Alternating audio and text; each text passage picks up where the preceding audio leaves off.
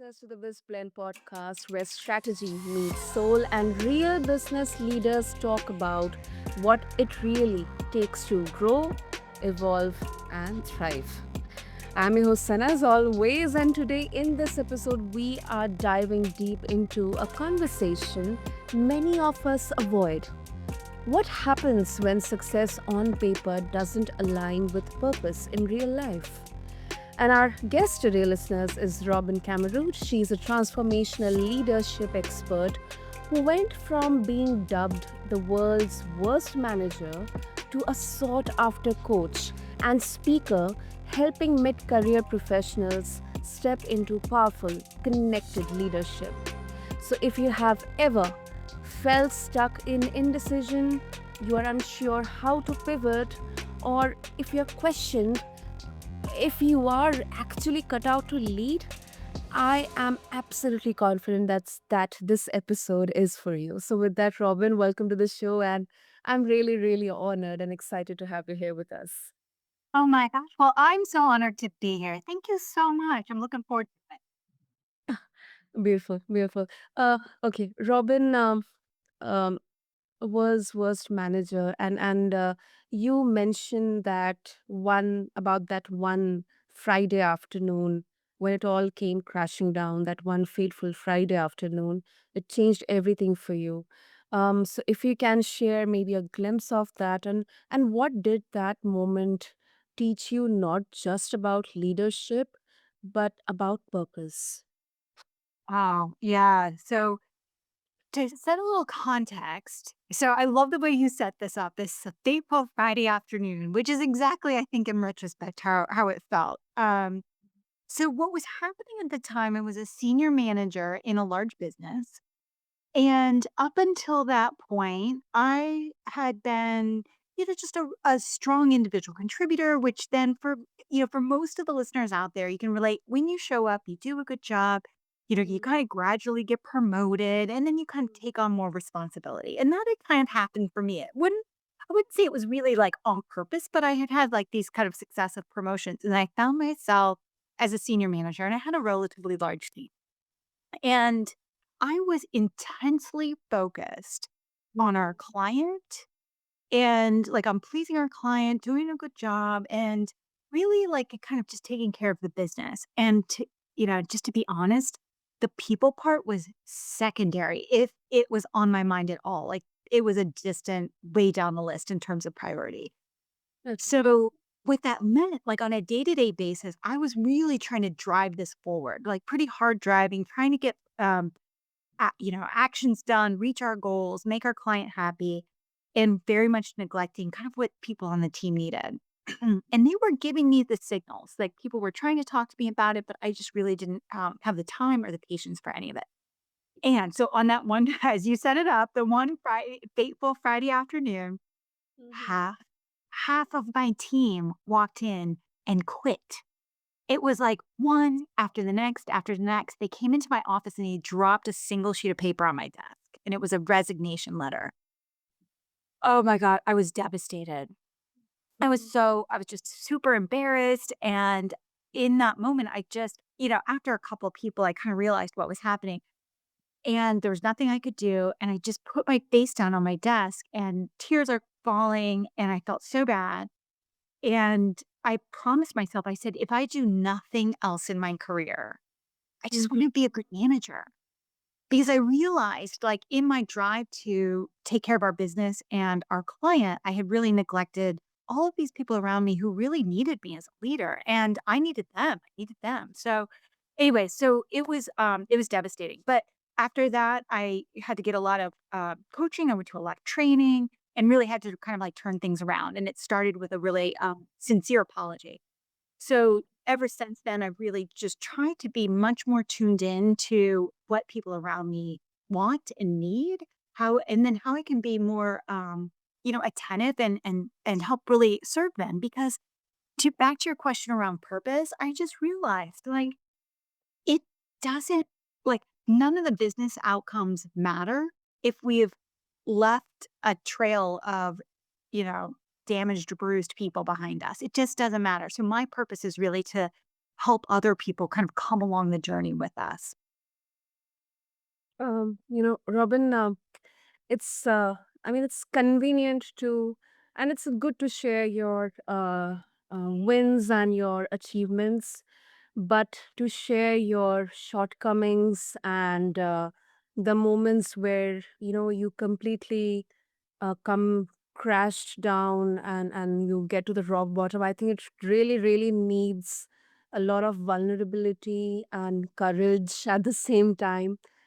It's a strength actually, and not many of the high achievers and successful people, they would like to share that. So I really really admire and respect how you shared. And one thing I would like to know from you, is that were you aware before that Friday afternoon when those 10 people submitted their resignation letter, that something like this was about to happen, or there were conversations or any kind of body language, or indirect conversations that I'm not happy to be a part of this team, something like that. Did you get any kind of hint? Yeah, yeah, I think it's a great question. And so for people out there, I mean, I think because probably what you're tuned into is what are some of the signals that leaders might be on the lookout for so that they could kind of get ahead of this and maybe like avoid this happening for you. Because because the business reality of when half of your team quits, we we lost profits, we lost progress, and it had a very real financial setback in our business. So that was real. And that we had to rebuild. So if you now for me, now I feel kind of motivated by the fact that I do want to feel more connected and in service of those people that I work with. But even if that isn't your primary motivation, there's a really good business reason to take care of those around you. So anyway, so I think that's just as a side note, I think that's, maybe kind of why you're asking is like, what can people be on the lookout for?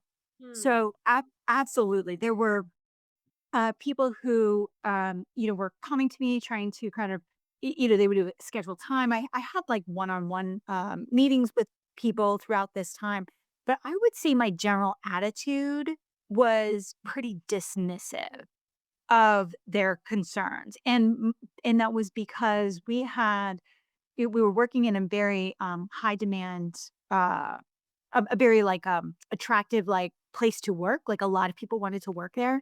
It was on a high demand project, a lot of people wanted to be on that project, and my attitude was a little bit like, "Well, if you don't like it, there's literally 10 other people that would love to have this job."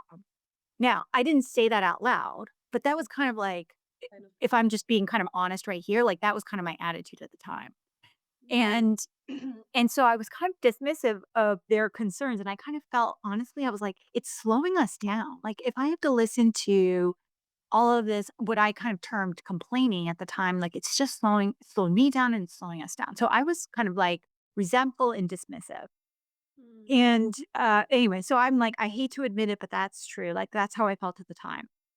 And because I was in that state of mind, like, I couldn't really hear them. I couldn't really appreciate what they were trying to tell me, so I just ignored it, and that's what kinda led to this kind of, like, dramatic scene where had I just been paying more attention or kind of listening a little bit better, I could have, stopped some of it before it got to that point. Once again, Robin, I really, really respect that. Really respect that. Thank you. Thank you so much for sharing that. And personally, I'm so thankful that I'm also able to, and I've gotten this opportunity to learn. And same for listeners as well, especially those who are managers or who are about to be managing people, leading teams, leading companies, creating startups and companies. So, thank you so so much for sharing that.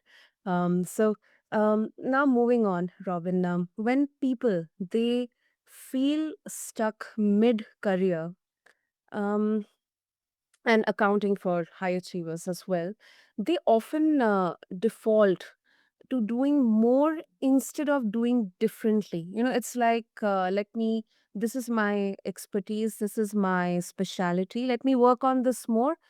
I keep on doing good in this, somebody will notice, and I'll kind of get rewarded for that. How do you help leaders shift from this motion to meaningful movement, like a mindful movement? Yeah, yeah, I think there's kind of like two parts to your question. So maybe I kind of like break it up a little bit. So one is that I think you're right. I think we get, feedback early in our career that we're kind of good at something or a set of skills. And it feels really good to focus on doing those things that we know we're effective at. So that makes a lot of sense. But I think part of your question is around like if you just kind of like keep doing the same things, you're likely to keep getting the same result. And meanwhile, like our businesses are changing, like the economy's changing, all this stuff is changing around us. And it's really on us to keep your head up and kind of stay focused on how you're evolving your skills and the way you work to continue having the kind of impact that you want. And so I totally agree. I think that's like just super important is always be scanning. But it's interesting you asked this because just this morning I like to run on in the morning. And here in DC it's so hot right now. So it's really, really humid and hot out, but out there sweating and I was thinking about, there are we live at a time when there are just literally hundreds of different uh, opportunities, or I would say like options or ways of doing things. Mm. And for entrepreneurs, it can sometimes um, be there's almost so many things that you could do that it gets overwhelming. And for me, one of the challenges I've had is like I get excited about something and I'm trying to do almost like too many types of things at once Mhm. to grow my business, for example. When if I just took some time to take a step back and really thought about what were the one or two things that I'm going to have the highest return on the time I'm investing or the money I'm investing in this, like what would those be? Just really focus. So, so anyway, I think to the second part of your question is like as you're sharpening your skills and really making sure you're staying relevant on like the way the business is evolving, then picking just those couple of things that you think are going to have a high return because it is just so easy to fall into the trap of doing 100 things, like hoping one of them works instead of doing two or three that you really have confidence in that are going to make a difference. Mm, that definitely makes sense. That definitely makes sense. And I absolutely agree with you. Especially during these times, it can be so obvious to kind of distract ourselves into doing 100 things just to stay relevant, because right now, and personally, I am facing with this, every time I think that, okay, something new is coming up, okay, this AI new tool is coming, this update is coming, web 3 is coming, I know so many different things. Maybe if I'm not able to catch up with everything, then I may get outdated, and that can once again be such a vicious circle. And this is so important, especially for founders and entrepreneurs. Yeah, because we all have limited time, and kind of like in kind of the limited mental capacity to like really keep up with all of this. But it can be, I mean, to your point, I think it can feel, especially as you kind of go into midlife or mid career, excuse me, when you feel like, okay, you have this basic experience that you're pulling from that's really a valuable asset to whatever organization or whatever client you have. That's wonderful. But, like, looking forward, some a lot of the clients I feel with almost work with almost feel like the clock is ticking in a way. Not, like, immediately, but, like, if it's 15 to 20 years out, like, when you think you might wanna retire, Mhm. there can be some pressure built up at that point to say, like, "Oh, if I'm gonna do something meaningful or with purpose, like, I gotta start now." Like, this Mhm. and they kind of put some time pressure on themselves, which I totally understand. I very much relate to that. And so that's really what I try to help people do is like if you're feeling like you want to have a career with impact, however you define that. There's not just one definition for that. But if you want to have a career that has that kind of impact, then, really trying to like focus in on kind of like what that means to you. So getting very clear definition around it, picking those couple of things that are going to have that high return on investment, and then getting into action. Because back to your like original question, I think just indecision and swirl and kind of like, oh, maybe I'm going to think about it a little bit more is what delays us from ultimately having that kind of impact that we all crave. True, true. I agree. And Robin, you work with a lot of clients who are navigating career reinvention.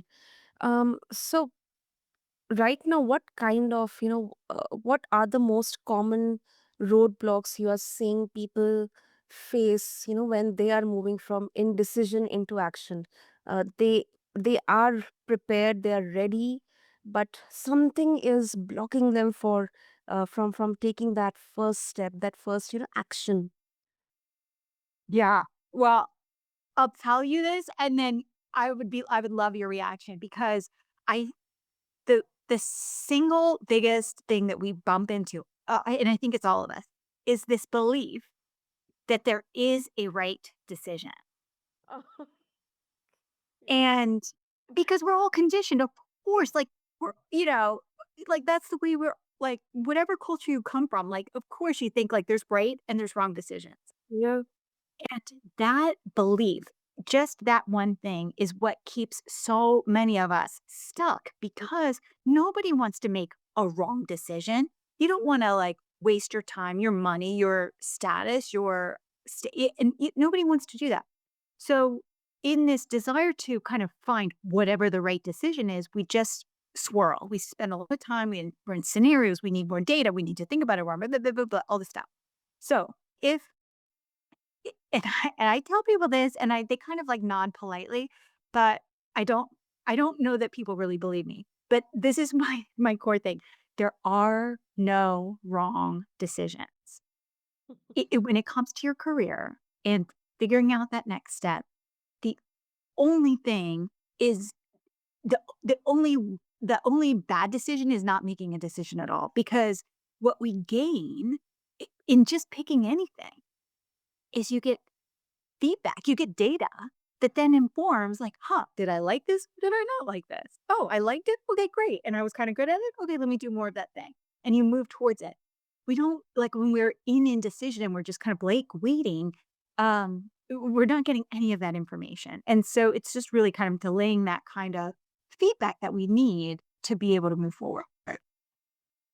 You know what? I totally, totally agree with you. Totally agree. And this is something I've also faced a lot, especially in the last 2, 3 years before I got into podcasting. To be honest, Robin, I did not do any research around this. In fact, the first 6 months of my podcasting journey was actually not into understanding that, okay, whether it will give me a financial stability, whether it's going to help in my career. I just, felt like this is something I really want to do it, and I just got into this. um and of course, I'm not repenting, but sometimes, yes, there are situations, there are moments, when that brain of yours, that mind of yours, it gets into that fight or flight mode. And it kind of, once again, because it is biologically built to protect us. So that's when, you get into that. Thinking zone, that whether I took a wrong decision or I took a right decision. So, in those moments, Robin, how do you advise someone who is now embarked on upon that path of, transition or pivoting to kind of, compose themselves so that they do not get that anxiety and fear that, oh my goodness, this is something I was not supposed to do. And they are kind of, having that kind of, anxiety in themselves. Yeah. I love this question. And first of all, I just want to say, I I love that story about you just wanting to do a podcast and jumping in, that's the perfect example. And I would, and my, so my question to you would be like, just like, once you started, you kind of learned as you went, right? And there's probably like, you figured some things out. You do things maybe differently now than maybe when you first started, but you did it. Yeah. Yeah, which is pretty amazing. Like, but imagine if you, like, had kind of gotten in your head, like, "Well, what's my topic gonna be? And, like, really, who am I gonna and then how am I gonna market it? And blah, blah, blah, blah, blah." Like, if you kind of, like, got in that place, like, it could be 6 months and, like, you wouldn't have had any of these episodes. Like, so just the fact that you took the leap, you said, "I'm just gonna figure it out as I go." Great. Like, and now look where you are. I mean, like, that's amazing. So, I just wanted to acknowledge, like, I think you're like exactly, I think, the kind of model that if you can take that mindset of like, I'm just going to try it just because I want to, I'm not sure what's going to happen, but I think it's going to be cool. And, and here you are. And then So, I'm huge over sorry to cut you off, Robin, but no, no. uh, you know, uh, I can understand this because I am a huge overthinker. I'm what I could say as a listener that I'm the perfect example of somebody with indecision because there have been so many times, especially once again in the last 4 5 years when I um kind of procrastinated on my decisions to pivot or learn something new. I was kind of nestled into that comfort of stability. This is something I should stick with, but then lo and behold the pandemic came.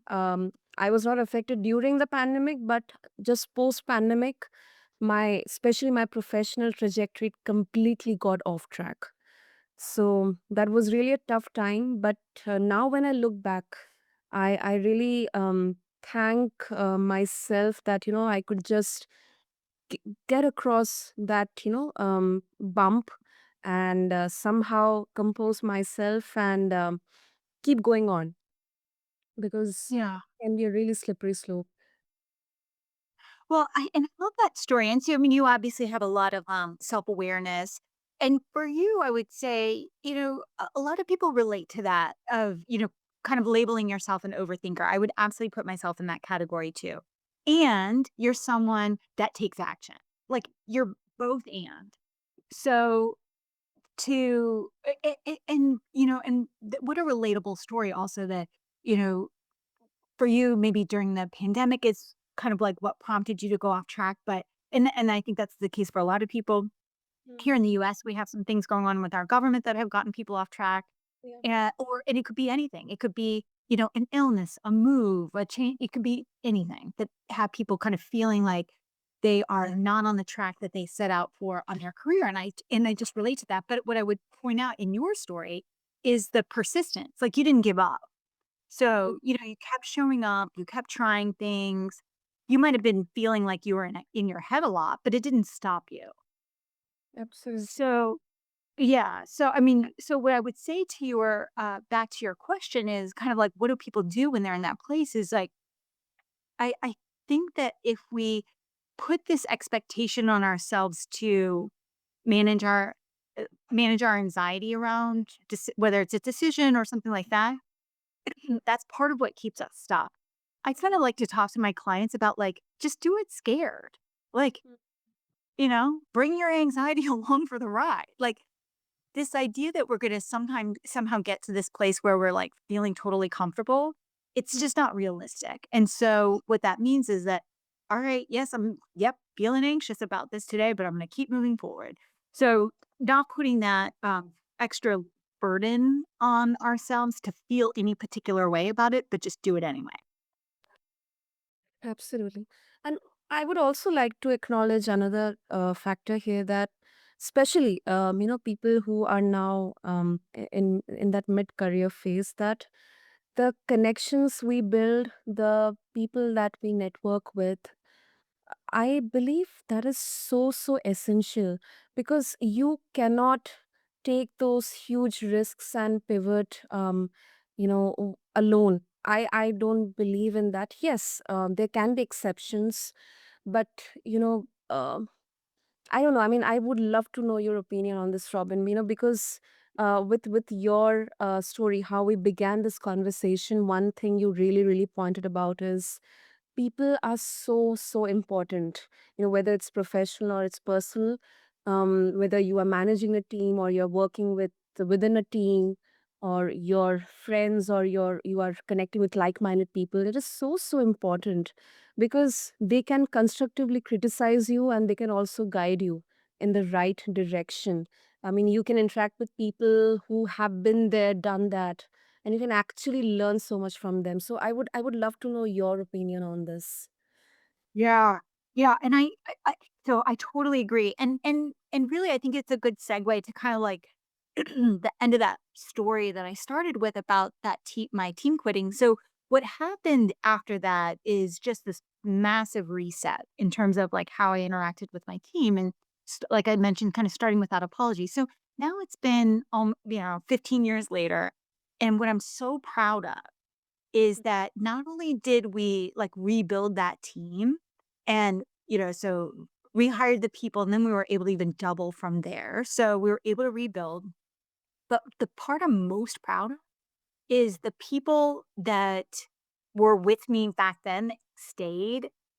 I'm still, they're my closest colleagues and allies and friends now. Like, we are still very much part of a community. And I love that because I completely agree with you. Now, we've kind of gone in separate directions. Like, people have, we're not working together on a day to day basis anymore, which is fine. But to your point, like, they're my people. Like, those are my network. Those are the people that you call, like, oh my gosh, I'm feeling overwhelmed or stuck or like, oh, or just like, hey, I want to celebrate this win. And they're totally there for you. So, yes. So, networking, and networking not just for the sake of kind of like, knowing people in different industries, which is super important for business development, but having your people around you that you have this deep professional and personal connection to makes this work, oh my gosh, so much more rewarding. And, to your point, like, so much just more productive and enriching. Absolutely, I couldn't agree more with you. Oh wow. So Robin, I wish we had more time, but before we wrap up, if our listeners they would like to connect with you and also get a hold of your wonderful resources, what will be the best way? The best thing to do would be, to reach out on LinkedIn. You can find me at Robin Camarote, there. I absolutely love, hearing from people on LinkedIn. If you wanna just connect or send me a DM, I would just love to meet people there. So that would be the easiest place, and then from there, you can kind of, like, get connected into some other, resources on my website or my Substack that, may be useful. But I would say LinkedIn, please. Wonderful. I'll make sure to have all the links in the show notes for our listeners. And Robin, this was such a wonderful conversation. Not only we learned about uh, so many aspects around leadership, and then mid career, pivoting, taking action with direction, uh, indecision. I think this was kind of just a um, conversation, and I hope that our listeners are taking some golden takeaways from this about reinvention. So thank you so so much. Yes, thank you so much for having me. It's been lovely chatting with you.